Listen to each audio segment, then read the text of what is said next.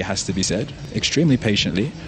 So, and there will be a point at some point where this race does explode, because most, especially the Kenyans, they may not be banking on their sprint to beat the Eritreans, and they are very well known for their power. Of course, we have Mulubran, who has won the last two editions of this African Championships, and you of course have Biniam Girmay, who is not here, but Biniam Girmay has made his name known as an excellent sprinter in the Tour de France and on the World Tour level, beating the likes of Matthew van der Poel, all of the best sprinters in the world. So something has to be done from these other teams. We just have to wait and see. My surprise package is Team Angola, because they seem to know what they are doing. They've stuck, the only team that has had their riders sticking together all through. And Team Angola has Bruno Araujo, and then they have Ilucide Chingui. Then on the Ilucide Chingui, who's competing in the elite, as well as Bruno. Then there's Antonio Dario, also competing in the elite, as well as Alberto Segundo Igor. The only person competing in the under-23s is Albano Diego, but all of them have stuck together all through. They have been, no matter what the Eritreans do, they've tried to break that group into two, the Eritreans, at one particular point in time.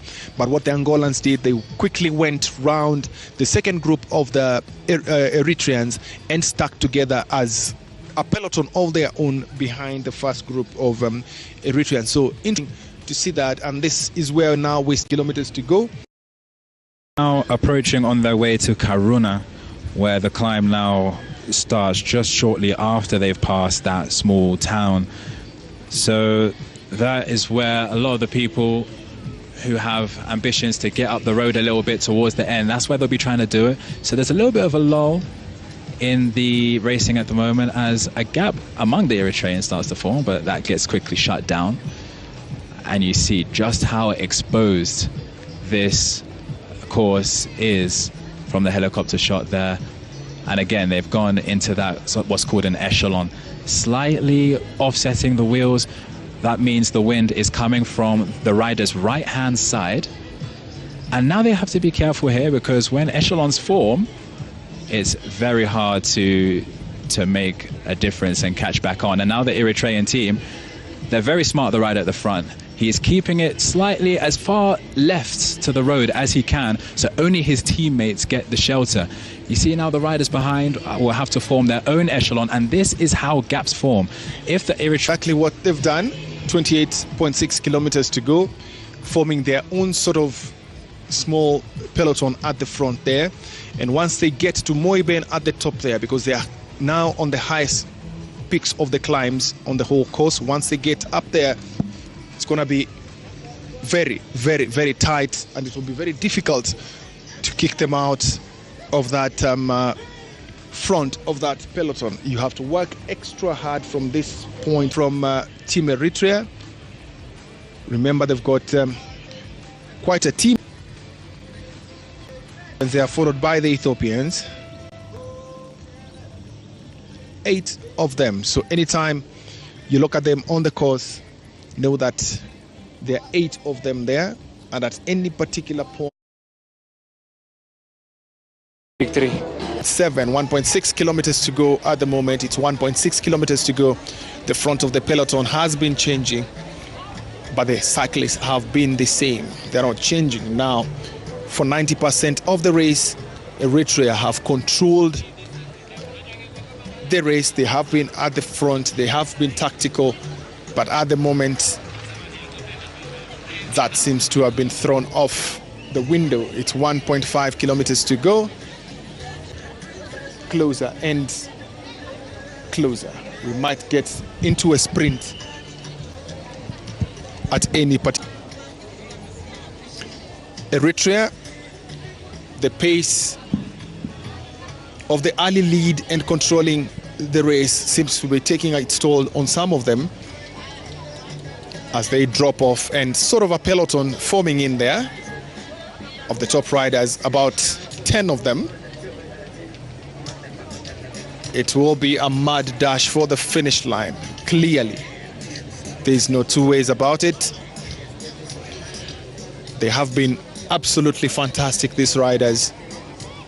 They have shown us what they got. They have given their all. And now you can see on the course, they are split into small pelotons of 3 and 4 athletes, cyclists, and at times 5 of them. So they're already in E10.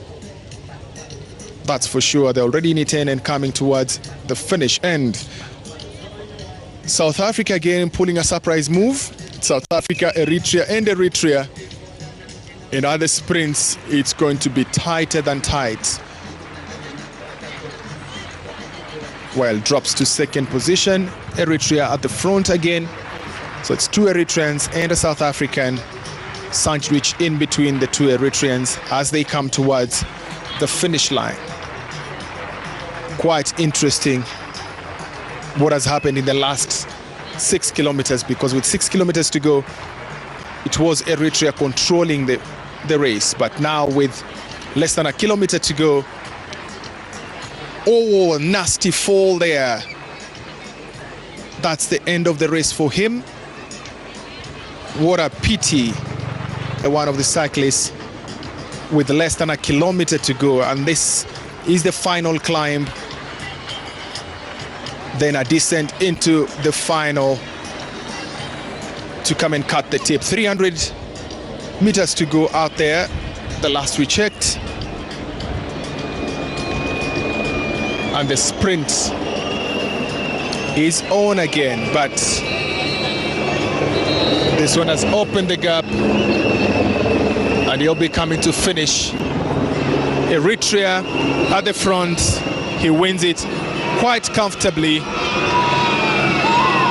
followed by South Africa and Uganda. So it's Eritrea, South Africa, Uganda in that order: 14, 112 and 47. Mulubirhan of Eritrea, Henok Mulubirhan, Uganda's Charles Kagimu finishes third in this quite interesting race that has been there.